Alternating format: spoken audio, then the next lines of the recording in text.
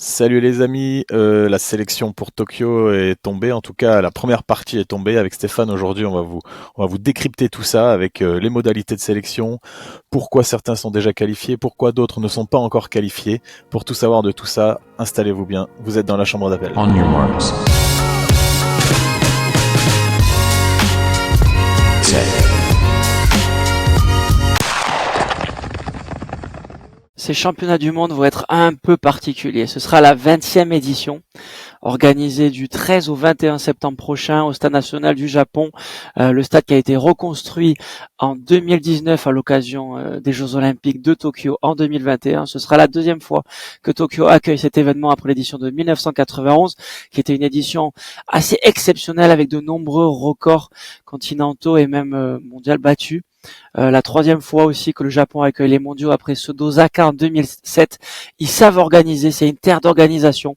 On va se régaler. Mais avant de zoomer un peu sur la sélection française qui ne fera pas le déplacement que pour les sushis, un peu de contexte concernant l'équipe de France. Depuis la création des mondiaux en 1983, la France est classée comme la 15e nation la plus médaillée, avec 56 médailles au total, assez loin derrière les États-Unis qui dominent largement les débats, derrière la Russie et le Kenya. Le pic historique, si on peut l'appeler comme ça, de nombre de médailles glanées par l'équipe de France, c'était évidemment en 2003, lorsque nous avions organisé les championnats du monde à Paris, et on était troisième meilleure nation au classement des médailles avec 3 titres, 3 argents et 2 bronzes. Sur les 3 dernières éditions, en 2017 à Londres, l'équipe tricolore avait fait une super performance, 4 médailles dont 3 titres mondiaux. On se souvient de Pierre-Ambroise Boz au 800 mètres, Kevin Mayer au décathlon, Johan Diniz à la marche et Renaud Lavillenie à la perche, plaçant la France à la 4e position à la médaille table.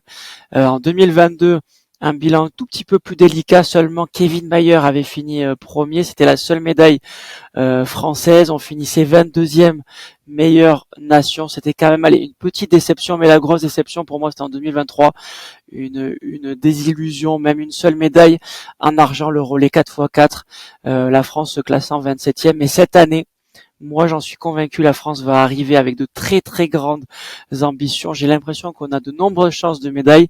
Alex, tu en penses quoi de cette première sélection des 33 athlètes retenus? Stéphane, avant de se plonger les mains dans le cambouis, on va commencer par un petit peu décrypter pourquoi et comment les athlètes peuvent être qualifiés par la Fédération française d'athlétisme, qu'est-ce qu'ils doivent remplir comme critères. Et le premier des critères, c'est de représenter une réelle possibilité de finir dans le top 16 mondial le jour de l'événement. Donc à Tokyo, l'idée, c'est de n'envoyer que des potentiels demi-finalistes, des gens qui vont passer les séries, dans l'idée de s'aguerrir pour d'autres grands événements. Notamment, on sait qu'on est dans une nouvelle Olympiade. L'objectif, c'est Los Angeles 2028. Et là, ils veulent envoyer une équipe de France vraiment resserrée, capable de vraiment briller, rentrer en demi-finale et même jouer des podiums et rentrer en finale et jouer des podiums. Donc, ça sera vraiment très difficile d'être qualifié. Et donc, c'est déjà bien qu'on ait 33 athlètes aujourd'hui qui sont déjà sélectionnés pour ces championnats du monde de Tokyo. Dans cette sélection, il y a des athlètes qui étaient prioritaires, qui étaient protégés par la Fédération française de l'athlétisme.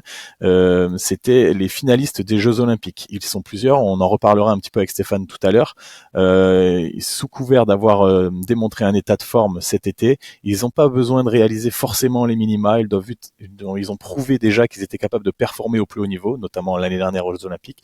Et la Fédération française d'athlétisme leur accorde du crédit et leur donne la possibilité de montrer leur état de forme dans le mois qui vient, là, dans les 3 semaines qui viennent, mais même s'ils n'ont pas encore couru cette année. C'est le cas notamment de Renel Lamotte, Clément Ducot qui était un petit peu en galère aussi, Sirena Samba Mayala. On en reparlera un petit peu plus tard avec Stéphane. Une deuxième chose, lors de ces championnats de France élite et lorsqu'ils ont révélé cette première sélection, voilà, comme je vous l'ai dit, il y en aura une deuxième sélection qui sera révélée le 1er septembre, donc sachant que les athlètes ont encore jusqu'au 24 août pour réaliser des performances. Là, ils ont sélectionné uniquement les athlètes qui avaient réalisé les minima de la World Athletics et les minima FFA et qui avaient fini dans le top 2 aux élites. C'était vraiment les deux conditions sine qua non. Il fallait vraiment avoir réalisé ces deux choses-là. D'un côté, les minima, de l'autre côté, être dans le top 2 aux élites. Si tu ne remplissais qu'un seul des deux critères, tu n'apparais pas dans cette sélection-là. Il faudra attendre jusqu'au 24 septembre, 24 août, et même la révélation de la dernière sélection le 1er septembre.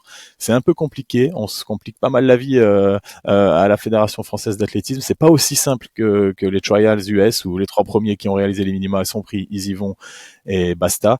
Mais on va en parler un petit peu après. Ça permet aussi d'ouvrir des choses, d'avoir un petit peu de responsabilité comment dire, que le comité de sélection ait vraiment du poids et un impact dans la sélection. Ça va être quelque chose qu'on va suivre tout le mois d'août, voir comment vont se décider et dessiner les derniers strapontins à obtenir pour les championnats du monde de Tokyo. Certains vont trouver ça dur, d'autres vont se dire que c'est normal. En tout cas, c'est la politique française et on doit évidemment la respecter. Nous, on essaye au mieux de la comprendre et de vous la faire partager. Ce qui est sûr, c'est que la Fédération française d'athlétisme a envie d'amener des potentiels finalistes ou médaillés. Même si on parle du top 16, on sait qu'après, tout est possible pour passer en finale. L'objectif, il est très simple, c'est faire mieux que les dernières éditions, je vous l'ai dit, et de faire au moins 2, 3, 4 médailles. Je veux dire, ce serait très décevant avec cette équipe qu'on va vous présenter, et notamment ces 33 premiers athlètes, de pas arriver à faire aussi bien qu'à Paris. Ça va être compliqué, mais peut-être 3, 4, ce serait 3, 4 médailles, ce serait bien. Dans cette sélection-là, vous allez le voir, il n'y a pas encore la sélection des relais, même si on a quelques informations là-dessus. Donc on va pas vraiment vous en parler, sauf si l'occasion se présente. Mais moi, j'ai envie de commencer sur les haies, Alex, avec un trio exceptionnel qui va se présenter à Tokyo avec des très très grandes ambitions. Les 3 devraient facilement être dans le top 16. La question ne se pose même pas.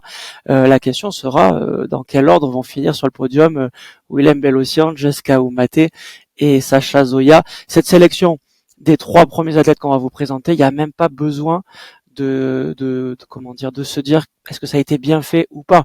Il n'y a même pas besoin d'en parler. C'est vraiment les 3 meilleurs athlètes. Pour moi, il n'y a même pas de débat là-dessus. Déjà, ils sont les 3 seuls à avoir fait les minima pour World Athletics et FFA. Donc forcément, ils allaient être qualifiés.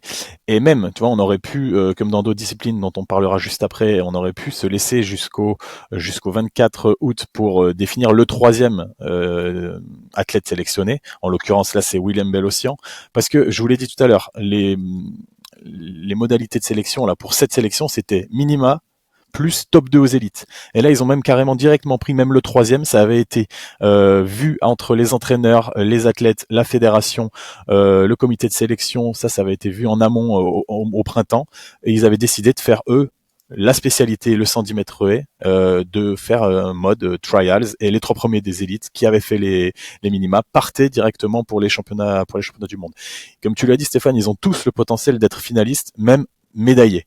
Franchement, Jusqu'au Oumate, il a montré qu'il savait gagner des médailles en grand championnat chez les seniors. Il a déjà fait 4 médailles de bronze. Je crois qu'il a fait bronze à Munich, il a fait bronze à Apeldoorn cet hiver, il avait fait bronze au monde en salle à Glasgow, il avait fait également bronze à Istanbul en salle. Donc voilà, on espère pour lui-même qu'il va pouvoir découvrir un autre métal de médaille et une autre place sur le podium. Ça va être intéressant à suivre. Sacha Zoya, c'est un mec qui a tout raflé chez les juniors. Chez les seniors, il n'a pas encore vraiment un palmarès, il n'a pas concrétisé, même si, et on va quand même relativiser tout ça, il a quand même gagné la finale de la Diamond League l'année dernière, ce qui n'est pas rien du tout, et il s'est quand même montré très performant au Grand Slam Track dans un contexte assez relevé aussi. C'est un garçon qui aime le championnat, qui aime l'adrénaline. Donc lui aussi représente une solide chance de médaille. Et Willem Bellossian, c'est pareil, il a été très solide chez les jeunes, il a été champion du monde junior comme Sacha Zoya, il a gagné beaucoup de médailles, et chez les seniors, il a aussi gagné des médailles au niveau européen, au niveau mondial, il a été champion d'Europe, il a fait des médailles en salle sur le 60 mètres haies, il a fait des médailles en extérieur.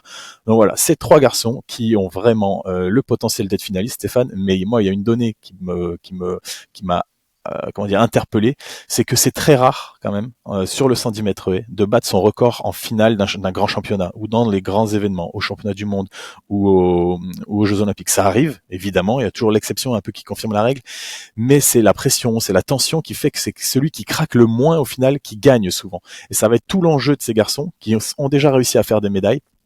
Il va falloir être le plus proche possible de son meilleur niveau pour être sur le podium, voire champion du monde. Mais attention, il y a vraiment beaucoup de concurrence. Et juste la petite pour pousser l'anecdote jusqu'au bout, le dernier champion du monde en battant son record en finale du championnat du monde, c'est Sergei Choubenkov en 2015 qui avait réalisé 12,98, ce qui était à l'époque son record personnel.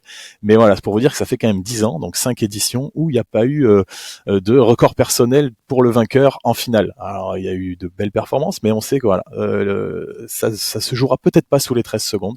Ladji Doucouré avait réalisé 12,97 au championnat de France élite en 2005 et un mois après au championnat du monde, il réalise 13,07, un dixième de plus. Mais il est quand même champion du monde, donc c'est vraiment la pression, la tension qui celui qui la gère le mieux qui sera sur le podium et même sur la plus haute marche possible. Mais ces trois athlètes-là représentent la France. C'est la seule épreuve, en tout cas, où il y a trois athlètes pour le moment de sélectionner. D'autres peuvent se rajouter dans d'autres épreuves, mais sur le 110 mètres haies, c'est l'école française qui parle. On voulait vous les mettre en avant forcément parce que c'est les trois. C'est ces trois-là qui peuvent, et d'après moi, ont peut-être une des plus grandes chances de médaille, ou du moins d'être finalistes. Il y en a d'autres.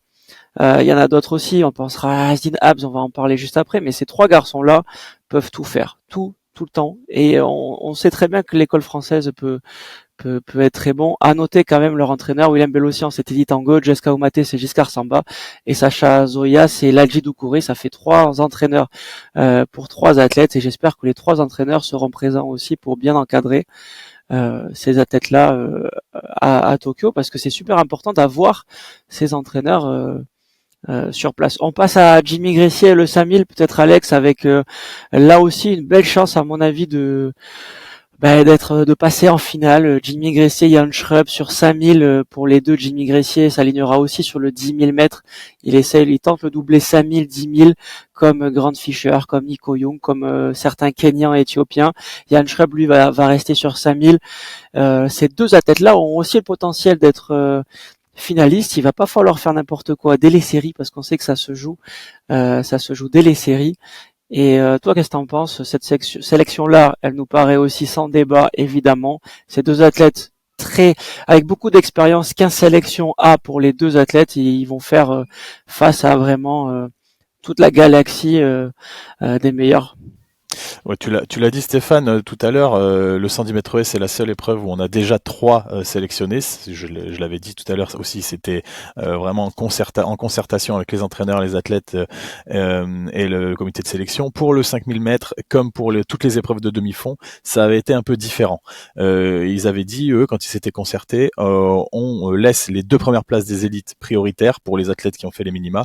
Et nous, là, c'est pour ça, on va essayer de répondre un petit peu aux questions que vous avez pu vous poser. Pourquoi Étienne Daguinos, qui a fait les minima et qui a fini troisième aux élites, n'est pas dans cette liste-là? Parce que justement, voilà, il s'était laissé le comité de sélection en accord, encore une fois, avec les entraîneurs et les athlètes, la possibilité de faire des performances jusqu'au 24 août pour que le comité de sélection puisse à ce moment-là prendre une décision. Mais la question qu'on se pose, c'est Romain Legendre est le seul, j'ai l'impression, qui peut-être venir tenter sa chance. Il a pas fait les minima, il revient de blessure, donc il va tenter de faire les minima dans la période donnée. Même s'il fait les minima, Daguinos, il a fini devant lui aux élites, donc quelle est réellement sa chance de se qualifier à Romain Legendre? Je sais pas, parce qu'en plus il a fini 6 secondes derrière Daguinos aux élites. Comment peut-il repasser devant Daguinos dans l'esprit du comité de sélection? Est-ce que s'il fait le record de France, peut-être, il passe sous les 12,50, il bat le record de France de Jimmy Gressier, le comité de sélection se dira, bon, ok, finalement il était blessé, il revient de blessure et il est vraiment très en forme.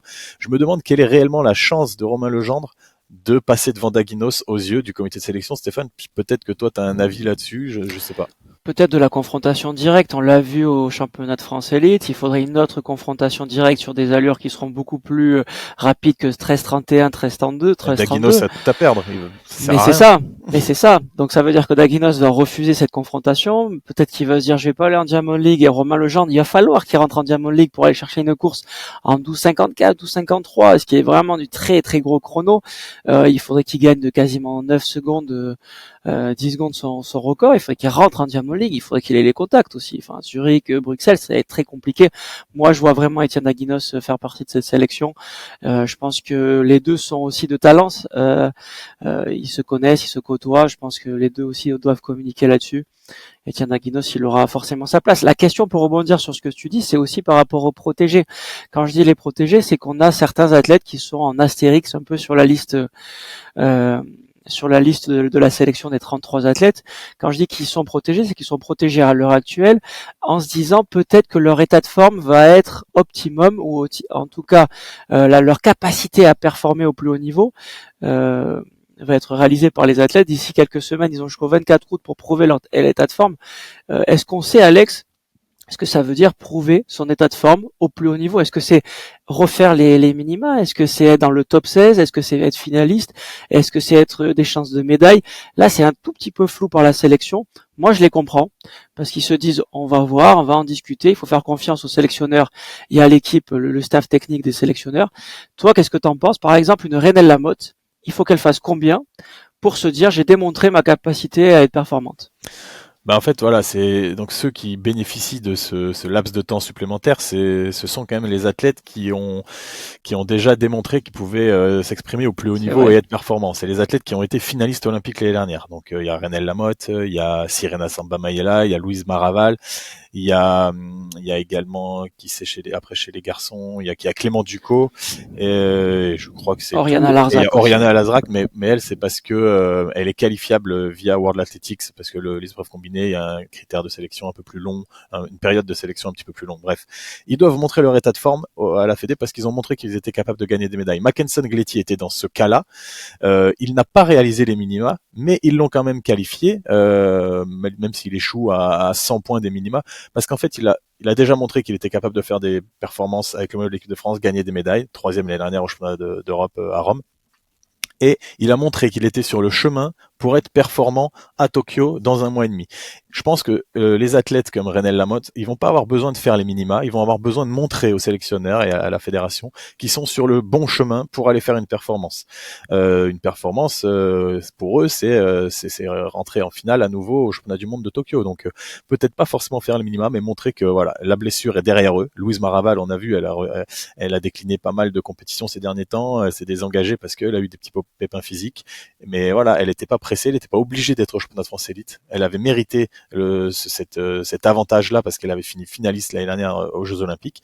Et elle va devoir montrer son état de forme. Alors c'est un peu vague, c'est un peu large, mais je trouve ça pas mal. Pour des athlètes comme ça leur donne du temps et le temps, on sait souvent, c'est ce dont on a le plus besoin en athlétisme pour revenir de blessures, être performant. Prenons l'exemple à nouveau de Renelle Lamotte. L'année dernière, elle était aux Fraises lors des championnats de France élite. Elle finit quatrième des France élite. Elle n'était pas protégée à l'époque. Heureusement pour elle, d'autres athlètes n'avaient pas fait les minima. Il n'y avait pas 3 athlètes qui avaient fait les minima. La Fédé l'a sélectionnée, bien évidemment, pour les Jeux de Tokyo. Et un mois après, elle finit 5e olympique. Donc en un mois, elle passe de 4e française à 5e olympique. Donc c'est une athlète sur qui on peut compter, sur qui on doit compter. On sait qu'elle est performante, on sait qu'avec son entraîneur Bruno Gagère, tout va être préparé minutieusement. Elle va arriver en forme si elle n'est pas blessée le jour J et tout va bien se passer. Donc ils ont gagné le droit d'avoir du temps. Il faut, c'est à eux maintenant d'en tirer profit et de montrer aux sélectionneurs encore une fois qu'ils ont eu raison de leur faire confiance. Mais ce qui est sûr, c'est que dans le cas de Renel, qui finit 5e des Jeux Olympiques l'année dernière, elle passe en finale, en courant une 57-70 en demi-finale. Il faudra prouver cet état de forme-là. On sait très bien que le niveau a augmenté de plus en plus, et Alex l'a très bien dit dans le précédent podcast sur les trials, s'il y a de moins en moins en tout cas de courses tactiques, ça court de plus en plus vite sur les courses de 800, 1500, peu importe le championnat. Donc il faudra prouver cet état de forme-là, mais nul doute qu'elle sera en forme et il faut qu'elle recourt et elle va montrer à tout le monde qu'elle est évidemment en forme. La question aussi se pose à mon avis sur Louise Maraval. Louise Maraval, c'est un cas peut-être un peu à part parce qu'elle, peut-être comme d'autres, mais revient d'une blessure assez grave, il me semble, si j'ai bien compris, une fracture à la cheville. Là, pour recourir sur un 400 mètres haies, ça va être assez délicat. On lui souhaite que ça se passe bien sa rééducation, mais là aussi, il va falloir se poser les bonnes questions et j'ai pas envie d'être à la place du sélectionneur. Peut-être qu'elle va juste viser le collectif 4x4 pour aller filer un gros coup de main au relais 4x4 féminin mixte et pour aller chercher potentiellement une des médailles. Ça peut être intéressant aussi. En tout cas, on va voir. Ça leur laisse 3 semaines pour se remettre sur pied, refaire une compétition et montrer leur état de forme. Et après, le comité de sélection, ça c'est intéressant aussi parce que ce comité de sélection, au moins, ça lui donne un peu de pouvoir, ça lui donne des responsabilités et de l'intérêt. Au moins, sinon, il se contentait de faire comme aux USA, top 3, 6 minima World Athletics qualifiés, et voilà, c'était juste une boîte postale, quoi. Ils tamponnaient et c'était passé. Là, au moins, ils ont un peu de responsabilité. C'est le rôle du sélectionneur aussi. Ils doivent faire des choix et les assumer par la suite, surtout. On va enchaîner par parler un petit peu, Stéphane, si tu veux bien, avec le 1500 mètres masculin. C'est une discipline où il y avait 7 athlètes qui avaient fait les minima pour les championnats du monde. Ils ont respecté la même chose que sur le 5000 mètres. Hein. Ils ont sélectionné les 2 premiers athlètes des championnats de France élite qui avaient fait les minima, donc Asdin Abs et Romain Mornay. Donc ça, c'est normal. Et il reste un strapontin pour Tokyo. Paul Anselmini est en lice pour l'avoir et pour représenter la France à Tokyo parce qu'il a fini 3e et il a déjà fait les minima également aux élites. Mais là, à mon avis, ça va être un peu plus complexe pour le sélectionneur que pour le 5000 mètres avec Daguinos et Legendre. C'est que là, Flavien Schott est passé à côté de ses France élites, sa finale, mais c'est quand même le deuxième Français de la saison chronométriquement parlant. Il a fait 3:30 à la Diamond League de Paris, si je dis pas de bêtises. Donc là, autant Daguinos, on peut dire qu'il est presque incontournable sur le 5000 mètres, hormis si Legendre fait record de France, disons. Autant Anselmini, moi, mon avis personnel, je l'enverrai. Il a gagné sa place. En plus, il a un gros finish. C'est un jeune. Il a montré qu'il savait souvent être là dans les championnats. Il vient de faire vice-champion d'Europe espoir de 1500 mètres. Il coche toutes les cases. Mais Flavien Schott, et il a fait 3:30 quand même, donc 1 seconde de mieux qu'Anselmini. Si d'ici là il refait un gros chrono, Flavien Schott, il va faire douter le sélectionneur. Peut-être qu'ils vont leur imposer de refaire une confrontation. Je sais pas, mais en tout cas là vraiment, c'est intéressant. Ça va être intéressant à suivre parce qu'on a vraiment aucune certitude. Je partage un peu ce doute parce que le U23 c'est une catégorie qui est un peu à part, j'ai envie de dire, en Europe, parce que les championnats d'Europe U23 existent, mais pas au niveau international. Ça n'existe plus, en tout cas depuis pas mal d'années. Est-ce que le sélectionneur va prendre en compte le fait que il y a un espoir, Paul Anselmini, qui n'a pas fait les minima 3e des championnats de France et qui va passer. Si, il a fait les minima, Paul. Hein. Ah oui, qui a fait les minima, pardon, Ouais. mais qui a U23. Mais pareil, je me mets pas à la place du sélectionneur. Il a beaucoup trop de détails que nous avons pas. Mais sélectionner U23, ça peut être intéressant sur un parcours, une carrière sur le long terme. Alex, qu'est-ce que t'en penses? Est-ce qu'on sélectionne Alex Do 400? Est-ce qu'on sélectionne Paul Anselmini au 1500? Alex Deo au 1500, au 400, 400. ouais, évidemment, si elle rentre dans les modalités de sélection World Athletics Bien sûr. et qu'elle est qualifiable, moi je suis pour l'envoyer. C'est une espoir, en plus elle est espoir 2 si je dis pas de bêtises. Ouais, Donc c'est ça. elle est vraiment jeune, elle est performante déjà. Elle a certes pas fait les minima FFA, mais si elle a fait les minima World Athletics, il faut l'envoyer. Ça lui fait de l'expérience. Elle sera pas ridicule.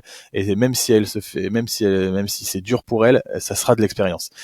Par contre, pour Paul Anselmini, je suis moins d'accord dans le sens où, en fait, Alex Deo, il y a pas de concurrence. Elle prend la place de personne. C'est vrai. Paul Anselmini, il a beau être espoir. Là, on parle de championnat du monde senior et il est confronté à des autres gars seniors qui ont fait les minima. C'est pas son statut d'espoir qui doit lui faire avoir un avantage. S'ils étaient que 2 à avoir réalisé les minima, plus Paul Anselmini qui avait réalisé, ouais, vas-y, pas de souci. Par contre, là, si Flavien Schott, il fait 3:29 en Diamond League, et que dans la course il y a Anselmini et que le comité de sélection choisit d'envoyer Flavien Schott, franchement je comprendrais. Ça sera très dur pour Paul Anselmini.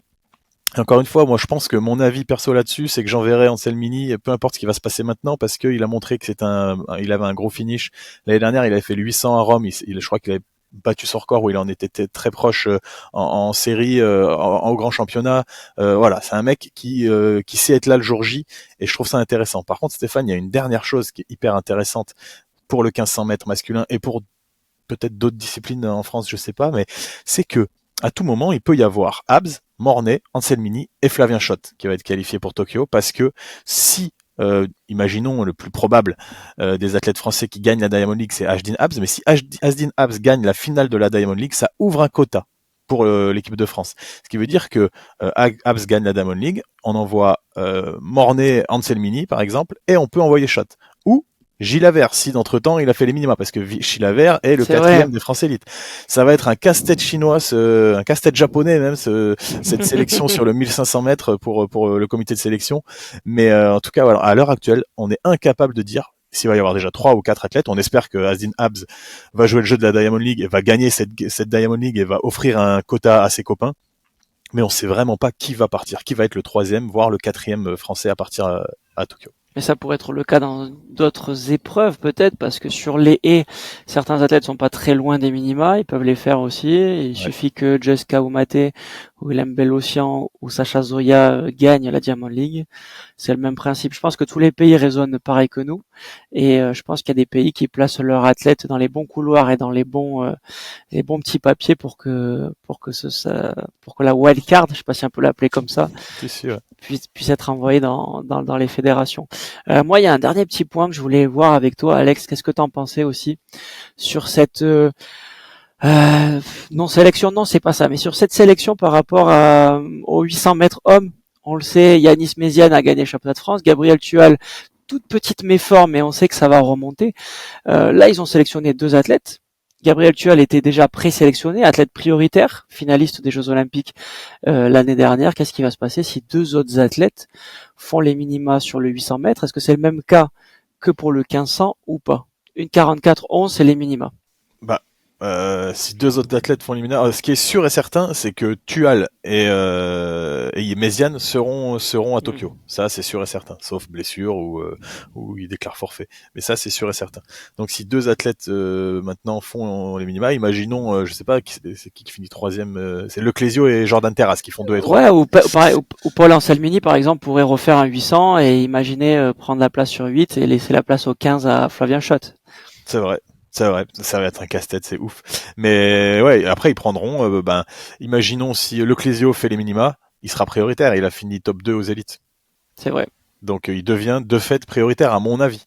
Donc ça va être à voir. Je sais pas s'ils vont faire la course au minima. J'ai vu que Jordan Terrasse avait mangé une grosse pizza ce week-end. Mais après c'est normal. Tout le monde relâche un petit peu après les élites, c'est normal. Mais il va falloir aussi trouver des meetings, des meetings de très haut niveau organisés en France, très compliqués. Ils seront pas en Diamond League, Ils seront pas tous en Diamond League, là. Donc peut-être que les courses vont être montées, mais en France c'est très compliqué. Le calendrier a l'air très restreint. Il faudra peut-être courir à Bruxelles, ou peut-être en Suisse, en Belgique, ou peut-être à l'étranger, en Angleterre. Organise quelques meetings encore, j'ai vu, mais très très peu. Sachez que cette sélection, en tout cas, moi de mon point de vue, elle est réglo. Il n'y a pas de débat vraiment. Il y a un débat avec Sarah Madeleine, peut-être. Alex, tu disais. Non, mais j'ai pas trop suivi honnêtement, mais. Non, mais en fait, nous on va essayer de répondre aux questions que les gens peuvent se poser. Et moi, en fait, pour préparer ce podcast, je suis allé sur les réseaux sociaux de la Fédé. Je suis allé sur l'article sur l'équipe, le journal L'équipe qui parlait de la sélection. Et je suis allé lire les commentaires et voir un peu qui critiquait quoi, qui se posait des questions, qui n'avait peut-être pas toutes les bonnes informations. Il y en a qui se demandaient pourquoi Sarah Madeleine n'était pas dans cette première liste. En fait, c'est très simple. Je vais redire ce que j'avais dit au début, c'est que pour être dans cette liste, il fallait avoir fait les minima. Elle les a fait et être top 2 aux élites. Elle n'était pas aux élites, non, elle a pas pu être top 2. C'est normal qu'elle soit pas dans cette liste. Elle le sera à coup sûr au mois de fin août si elle est plus blessée, parce que je crois qu'elle a eu des petits pépins physiques. Donc ça, on va dire, c'est normal. Il y a par exemple aussi un Jordan Gassem. Jordan Gassem, il a fait les minima au disque, mais il finit seulement 3e des élites. Donc il ne remplit pas les 2 critères primordiaux pour être dans cette première liste. Mais pareil, je vois mal 2 autres gars faire les minima au lancer de disque, donc il sera forcément dans la sélection qui va apparaître le 1er septembre. Et après, il y a une dernière athlète dont j'ai un peu vu que les gens se questionnaient, c'est Adèle Gay. Adèle Gay, elle a gagné le 1500 mètres devant Agathe Guillemot, et elle mériterait d'être dans cette sélection, mais elle n'a pas fait les minima, donc elle ne remplit pas les 2 critères. Donc il faut qu'elle fasse les minima d'ici le 24 août, ou alors comme Alex Deo, qu'elle soit qualifiable via World Athletics, et que son statut de U23, si elle ne prend la place d'aucun autre athlète français, aucune autre athlète français, lui permette d'avoir les faveurs un petit peu du comité de sélection et qu'elle aille prendre de l'expérience en individuel à Tokyo. Voilà, c'est un petit peu les 3 cas que j'ai le plus vus. Et sachez que s'il y a des athlètes qui ne sont pas dans cette liste, c'est juste qu'ils n'ont pas fait les minima ou qu'ils n'ont pas fait top 2 aux élites. C'est très clair, la Fédé n'a pas fait d'exception, mis à part sur les haies où ils ont envoyé Bélocian, mais ça a été vu en amont avec les responsables de spécialité. Ouais, pas d'exception, pas de débat à mon avis sur cette première sélection, première tranche de sélection. La suite, ce sera le 24 août avec la suite. Les athlètes auront jusqu'au 24 août pour faire des performances, à trouver les bons meetings.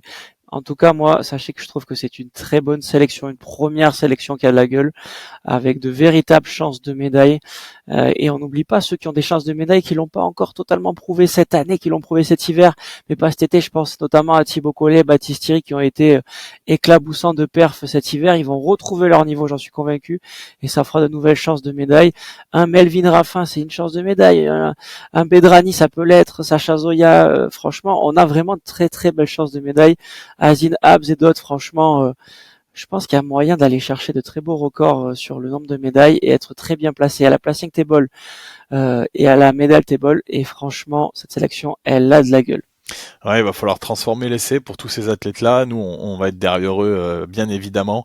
Et moi, je voulais juste finir ce petit podcast, Stéphane, en disant quelque chose qui m'a vraiment surpris quand j'ai regardé la liste des sélectionnés. C'est les entraîneurs des sélectionnés. Il y a que Adrien Taoudji et Philippe Dupont qui entraînent 2 athlètes dans cette liste. Sinon, tous les autres athlètes entraînent ou tous les autres entraîneurs ne sont les coachs que de un athlète. C'est assez remarquable, je trouve. C'est assez, je sais pas si c'est bien ou pas bien. Quand on sait que, quand on regarde les États-Unis, notamment, parce que c'est ce qu'on suit le plus, le groupe de Dennis Mitchell, ils font 1, 2, 3 aux sélections US l'année dernière. Là, je crois qu'ils font 1, 3, 4.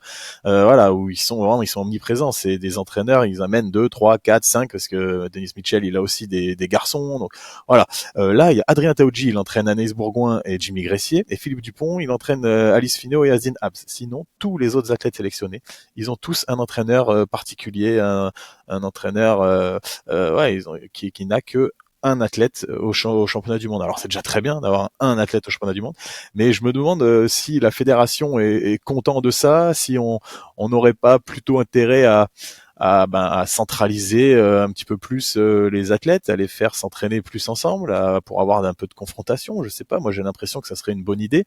Alors après il y a les stages pour faire ça, il y a peut-être des athlètes qui le font, des entraîneurs qui le font parce qu'ils s'entendent bien, mais voilà, c'est la question que je me suis posée parce qu'en regardant vraiment cette sélection, ça m'a sauté aux yeux et c'est quelque chose de surprenant, je trouve. Ouais, c'est un peu le même cas, si on devait rebondir là-dessus sur les clubs. C'est un peu le même principe, hein. Il y a Entente Francoville qui a 3 athlètes, il me semble. Anaïs Bourgoin, Meltes Waldou et Aurélien Quignon. Et après, c'est un peu plus dispatché, mais je pense que ça, c'est la force de la France. On aura les réponses, en tout cas, si on a un nombre de médailles suffisant avec cette politique et cette méthode. Est-ce une force ou une faiblesse? Vous avez 2 heures. C'est vraiment ça. Bon les amis, j'espère qu'on a répondu aux petites questions que vous pouviez vous poser sur cette sélection. Pour nous, franchement les gars, aucun débat sur cette sélection. Tout avait été dit en amont, tout était clair avec les entraîneurs, les athlètes, les responsables de spécialité, le comité de sélection, le directeur de la haute performance. Moi je trouve que c'est assez important de le dire parce que même si on peut, en regardant vite fait comme ça, sembler voir qu'il y a des injustices, non, tout était bien préparé en amont et je pense que les athlètes sont conscients de ça, c'est très bien. Le seul qui peut être peut-être un petit peu stressé, c'est Paul Anselmini, je pense, le pauvre. Donc on espère pour lui que ça va bien se passer, mais on espère pour les autres aussi que ça va bien se passer pour eux. Donc on n'a pas vraiment de préférence à ce niveau-là. Et c'est sûr qu'on va attendre le 24 août avec impatience la fin de la période de qualification. Et après, on va devoir attendre une semaine, le 1er septembre, pour que la sélection complète sorte. Et les amis, bien évidemment qu'on vous fera des podcasts avec Stéphane là-dessus. Entre-temps, il va y avoir le retour de la Diamond League, il va y avoir les championnats d'Europe junior. Donc, je pense que s'il y a des bonnes perfs côté français, lundi, on vous fera un petit débrief des toutes meilleures performances des Françaises et des Françaises à Tampere. Donc voilà, les amis, encore plein d'athlétisme pour le mois d'août. Restez bien connectés et à très bientôt. À très vite.